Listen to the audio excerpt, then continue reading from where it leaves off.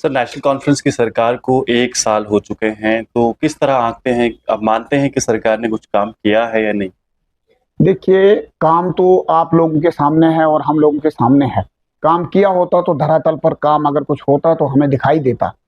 जो उन्होंने वादे किए थे, जिन वादों के बलबूते पे सरकार नेशनल कॉन्फ्रेंस की बनी थी, उसमें हर एक पार्टी ने पार्टिसिपेट किया था इलेक्शन में।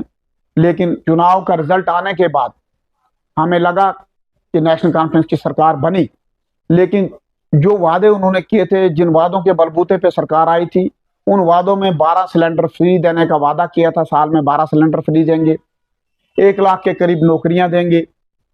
उसके अलावा उन्होंने कहा था डेली वेजर को परमानेंट करेंगे, 10 किलो राशन फ्री देंगे। जो भी वादे उन्होंने अभी तक किए थे, उनमें से एक भी वादा 1 साल पूरा हो चुका है, और ये सारे वादे उन्होंने कहा था कि 6 महीने के अंदर अंदर हम पूरे करेंगे। अब 1 साल पूरा हो चुका है, अभी तक एक भी वादा पूरा नहीं है। इसलिए मैं फिर से सरकार को कहना चाहूंगा, जो सरकार इस समय जम्मू कश्मीर में नेशनल कॉन्फ्रेंस की चल रही है, मैं उन्हें ये कहना चाहूंगा कि आप अपने मैनिफेस्टो की तरफ देखें और जो वादे आपने पब्लिक से किए हुए हैं, उन वादों को पूरा करने का प्रयत्न करें, और पब्लिक को जो धोखा आप दे रहे हैं वो धोखा देने का प्रयत्न न करें।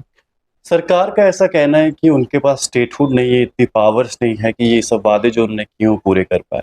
मेरा ये इसके प्रति ये रिएक्शन है कि अगर उन्हें लगता है कि सरकार स्टेटहुड होने के बावजूद ये काम पूरा हो सकता है, तो आपने चुनाव में हिस्सा क्यों लिया था? जब चुनाव से पहले आपकी यूटी थी, आपने कहा था चुनाव में हिस्सा नहीं लेंगे जब तक स्टेटहुड नहीं वापस आती।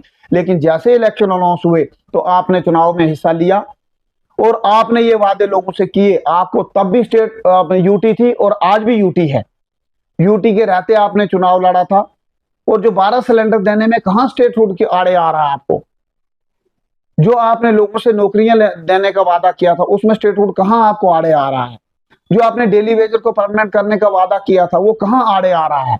ये लोगों को आप भ्रमित कर रहे हैं। पिछले जो 50-60 साल से जो नेशनल कॉन्फ्रेंस का ये चरित्र है, वो चरित्र दर्शाता है कि लोगों से भ्रमित करते हैं। इलेक्शन के समय लोगों को भरमाया जाता है, झूठे वादे किए जाते हैं, और इलेक्शन होने के बाद ऐशो इशरत की जिंदगी अपने ये जो इनके मंत्री और संतरी लोग ऐश की ये जिंदगी जीते हैं। पब्लिक की इनकी कोई चिंता नहीं होती। इलेक्शन के समय ये वादे करते हैं, इलेक्शन खत्म होने के बाद सब वादे भूल जाते हैं।